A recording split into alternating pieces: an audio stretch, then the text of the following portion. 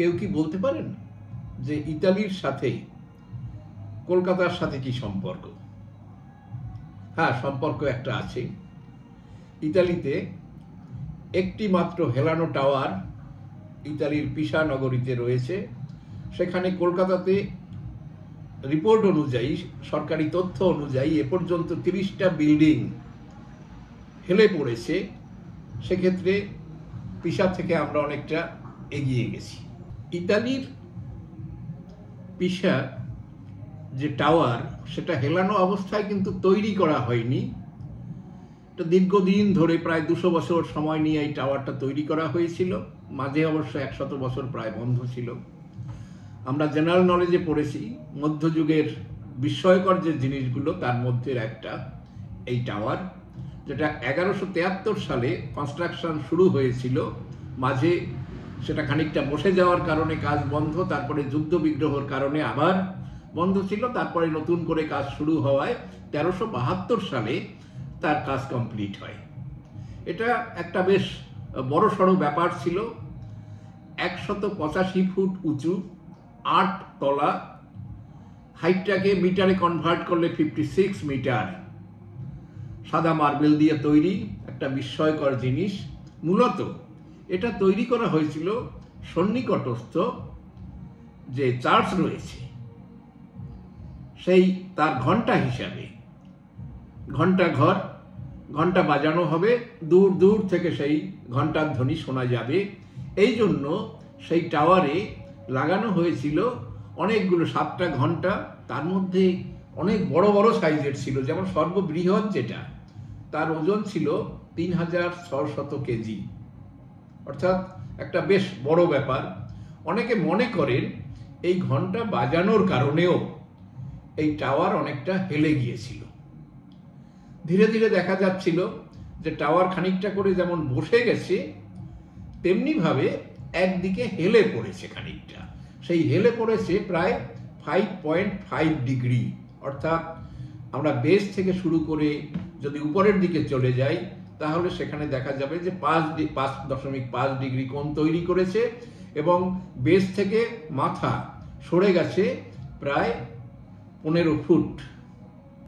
এরপর নানান ইঞ্জিনিয়ারিং বুদ্ধি কাজে লাগিয়ে সেই টাওয়ারকে সোজা করার চেষ্টা করা হয়েছে। সোজা না করতে পারলেও যেন আর হেলে না যায়, এরকম চেষ্টা করে তাকে প্রায় 1.5 ফুটের মতো তার সেই হেলানো অবস্থাটা কমানো গেছে এবং সেটা সেই থেকে এখন আর হেলছে না। তাহলে এটা একটা বেশ বড় ধরনের কাজ ছিল, যার ফলে সেই বিস্ময়করভাবে এখনো রয়েছে। এবং বর্তমানে ইঞ্জিনিয়াররা বলছেন প্রকৌশলগত দিক থেকে আগামী 200 বছরে এর তেমন কোনো অসুবিধা হবে না। তবে খুব অল্প অল্প করে এটা যে বসে যাওয়ার দিকে যাচ্ছে, এটা বোধহয় সমস্ত বড় স্ট্রাকচারের ক্ষেত্রেই এই ঘটনাটা ঘটতে পারে বা ঘটে থাকে। তা সামান্য করে বসে যাচ্ছে। তার কারণ হলো ওই যে অঞ্চলে এই টাওয়ার গড়ে তোলা হয়েছিল সেই অঞ্চলটি ছিল একসময় নদীর তীরবর্তী এলাকা, যা সমুদ্রকে ভরাট করে ধীরে ধীরে পলিমাটির দ্বারা গড়ে উঠেছে, যার ফলে সেখানের মাটি বা সয়েল সেটা সফট। সেখানে এত ভারী ধরনের জিনিসকে ধরে রাখার মতো ক্ষমতা নেই। কিন্তু যাই হোক, দীর্ঘদিন ধরে অন্তত 800 বছর জিনিসটা তো টিকে রয়েছে এবং বলা হচ্ছে আরো 200 বছর এইটা বর্তমান অবস্থাতেই থাকতে পারবে। এটা বড় কথা। কিন্তু এই প্রসঙ্গ কেন আমরা এনেছি? পত্রিকার হেডলাইন থেকে দেখা যাচ্ছে যে আমাদের শহরের যিনি প্রধান, তিনি বলছেন যে 30টার মতো বাড়িকে আইডেন্টিফাই করা হয়েছে নগর কলিকাতায়, যা কম বেশি হেলে পড়েছে বা ঝুঁকে আছে। এর কারণকে নানানভাবে ব্যাখ্যা করা হচ্ছে। কেউ বলছেন যে মাটি ঠিকমতো টেস্ট করে, সয়েল টেস্ট করে তৈরি হয়নি, অর্থাৎ ইঞ্জিনিয়ারিং ব্যর্থতা। গঠনের দিক থেকে সমস্যা, সেখানে মাটির যে লেভেল সেটা সমস্যা। মূল সমস্যাটা সেখানে নয়। শহর ক্রমশ বৃদ্ধি পাচ্ছে, বৃদ্ধি পাওয়ার জন্য আবাসনের প্রয়োজন হচ্ছে। ফলে আগে যখন মানুষ এক টুকরা জমি কিনে তার উপরে একতলা বা দোতলা বাড়ি তৈরি করত। এখন জায়গার অভাব হওয়ার জন্য শহর যেমন পরিসরে বাড়ছে, চারিদিকে বাড়ছে, তেমনি উপরের দিকে উঠে যাচ্ছে। অর্থাৎ গ্রোথ হচ্ছে উপরের দিকে। অর্থাৎ একটা বাড়িকে বানানো হচ্ছে 4 তলা, 5 তলা, 6 তলা, কোথাও দেখা যাচ্ছে 25 তলা, 30 তলা বাড়িও তৈরি হচ্ছে কলকাতাতে। কারণ এর জন্য, এটাকে স্থায়ী রূপ দেওয়ার জন্য ঠিকমতো পাইলিং করা, বেস ঠিকমতো ভাবে তৈরি করা, কনস্ট্রাকশন ম্যাটেরিয়াল সঠিকভাবে দেওয়া, এগুলোর যেমন প্রয়োজন, তেমনি এখানে প্রয়োজন ঠিকঠাক মতো ইঞ্জিনিয়ারিং দেখা। কিন্তু আমাদের এখানে যা হচ্ছে রাজনৈতিক কারণে, কতকটা নানান ধরনের গুন্ডা, মস্তান ইত্যাদি শ্রেণীর লোকের জন্য, যারা তৈরি করছেন তাদের অসততা, তার কারণের জন্য আলটিমেটলি যারা এই বাড়িগুলো কিনছেন তারা ঠকছেন। সেখানে সঠিক ম্যাটেরিয়াল দেয়া হচ্ছে না। সরু রাস্তার উপরেই যেখানে 2 তলা বাড়ি হয়তো তৈরি করা যেত আইনসম্মতভাবে, সেখানে 5 তলা 6 তলা বাড়ি তৈরি করা হচ্ছে। দুটি বাড়ির মধ্যে যে ব্যবধান থাকা দরকার বহুতলের, সেই ব্যবধান রাখা হচ্ছে না, খুবই কম ব্যবধান। এবং একটা তো ছবিতে দেখা যাচ্ছে যে দুটো টাওয়ার এমনভাবে ঝুলে আসে কাছাকাছি থেকে যে তার মাথা প্রায় কাছে চলে এসেছে। তো এরকম হাস্যকর পরিস্থিতি তৈরি হয়েছে, কারণ যে মাটি কলিকাতার, সেই মাটি এতটা শক্ত নয় যে যেন তেন প্রকারে একটা স্ট্রাকচার তৈরি করে দিলেই সেটা একটা স্থায়ী রূপ পাবে। কলিকাতাতে প্রচুর পুকুর ছিল, জলা ছিল, ডোবা ছিল, সেই জায়গাগুলোকে নানান অসততার সাথে ভর্তি করে লাগিয়ে দেওয়া হচ্ছে। যেমন ইস্টার্ন বাইপাসের যদি আমরা ধার থেকে আসি, যারা আজ থেকে 30-40 বছর আগেও জায়গাটাকে দেখেছেন তারা মনে করতে পারবেন সেখানে ধান ক্ষেত ছিল, জলা জমি ছিল, হোগলা পাতা, নল ঘাস, নানান ধরনের জিনিসে তার দ্বারা ভর্তি, কাশের ক্ষেত বলবো না, জঙ্গল। সেই এলাকাগুলো এখন গেলে দেখা যাবে ঝা চকচকে বাড়ি, 8 তলা 10 তলা বাড়িও সেখানে হয়ে গেছে। কাজেই সেই যে মাটির কন্ডিশন, সেটাকে ঠিকমতো না দেখা বা তাকে সেইভাবে পাইলিং না করা, ভিত সেইভাবে তৈরি না করলে সেই বাড়িগুলোর কি গতি হতে পারে?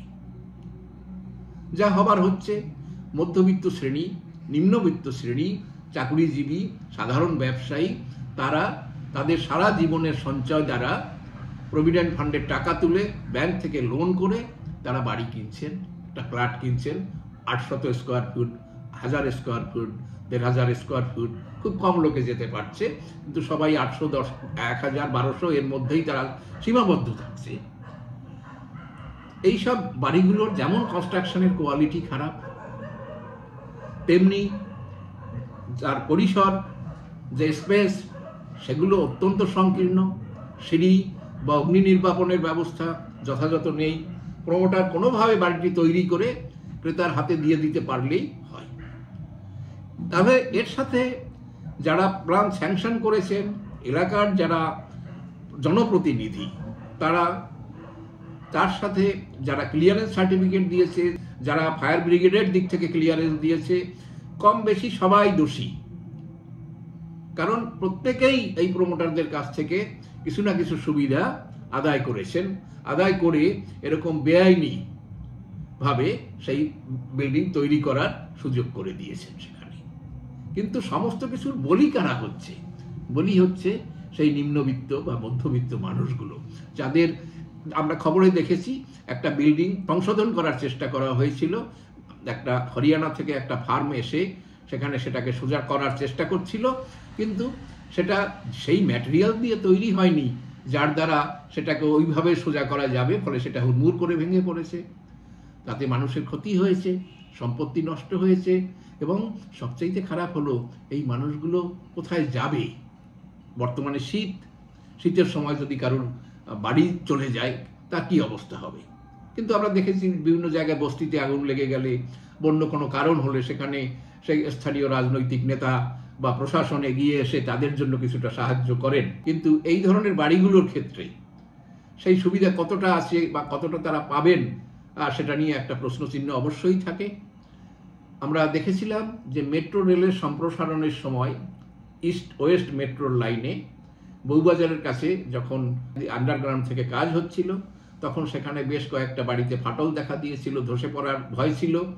তো সেই সময় সেই জায়গার লোককে সুবিধা দেওয়ার জন্য, তাদের সুযোগ সুবিধা করে দেওয়ার জন্য প্রশাসনের দিক থেকে যেমন উদ্যোগ নেওয়া হয়েছিল, তেমনি সরকারও মেট্রো রেলের উপরে যথেষ্ট প্রেসার তৈরি করে তাদের জন্য সাময়িকভাবে আবাসন বা থাকার ব্যবস্থা সেটা মেট্রো রেল কর্তৃপক্ষ করে দিয়েছিল। কিন্তু বর্তমান ক্ষেত্রে যাদের এই বিল্ডিংয়ের এই অবস্থা, যারা হেলানো বিল্ডিংয়ে শুয়ে আছেন, যারা ঘুমোচ্ছেন রাতে, তাদের কতটা ঘুম হচ্ছে তা তারাই জানেন, এবং তারা চিন্তা করছেন এরপরে তারা কোথায় যাব। হ্যাঁ, কিন্তু মনে করার কারণ নেই যে এটা শুধুমাত্র পশ্চিমবঙ্গে বা কলকাতাতেই ঘটছে। এটা একটি আধুনিক জীবনযাত্রার সাথে সংশ্লিষ্ট সমস্যা। ভারতের বিভিন্ন শহরে বিভিন্ন সময় নির্মীয়মান বাড়ি ভেঙে পড়া, তৈরি বাড়ি ভেঙে যাওয়া, প্রমোটারের বাড়ি ভেঙে যাওয়া একাংশ, এরকম ঘটনা সবসময় ঘটতে থাকছে, এবং এটাকে ধরেই নিতে হবে যেটা হবে। কারণ সমস্ত জায়গায় যিনি প্রমোটার বা ডেভেলপার, তার সাথে সংশ্লিষ্ট যেসব রাজকর্মচারী, তাদের চরিত্রের মধ্যে গুণগত তারতম্য তেমন কিছু নেই, হয়তো তর এবং তম। ফলে এইসব ক্ষেত্রে কঠোর ব্যবস্থা নেওয়া, যারা সংশ্লিষ্ট সেখানের রাজনৈতিক ব্যক্তিত্ব, বা আমরা এখানে বলবো যে কমিশনার মিউনিসিপ্যালিটির, দ্বিতীয়ত যারা প্ল্যান স্যাংশন করেছেন, ইঞ্জিনিয়ার যাদের দেখার দায়িত্ব ছিল, এই সমস্ত ক্ষেত্রে কঠোর শাস্তি দেওয়ার ব্যবস্থা করা হোক, এবং ভবিষ্যতে এই ধরনের কাজকর্ম যাতে না হয় সেই ব্যবস্থাটাও নেওয়া হোক। প্রমোটারের ক্ষেত্রেও সেই শাস্তির ব্যবস্থা হোক। সেখানে যদি আমাদের প্রচলিত আইনে যদি সেই রকম কঠোর শাস্তির ব্যবস্থা না থাকে, নতুন করে আইন তৈরি করা হোক, যাতে ভবিষ্যতে মানুষ এরকম দুশ্চিন্তার মধ্যে জায়গা না আসে। তাহলে আমরা দুই জায়গার সাথে, পিসার সাথে কলকাতার কোথায় মিল পেলাম? যেখানে যে সয়েলের উপরে তৈরি হয়েছিল, সেই সয়েল এতটা ভালো নয়, এতটা শক্ত নয়, বা শক্ত হয়ে পারেনি এতদিনে, যার উপরে এরকম ভারী স্ট্রাকচার তৈরি করা যায়। তো এখন সরকার চেষ্টা করছেন যে স্পেশালিস্ট দিয়ে একে ঠিক করা যায় কিনা, সংশোধন করা যায় কিনা।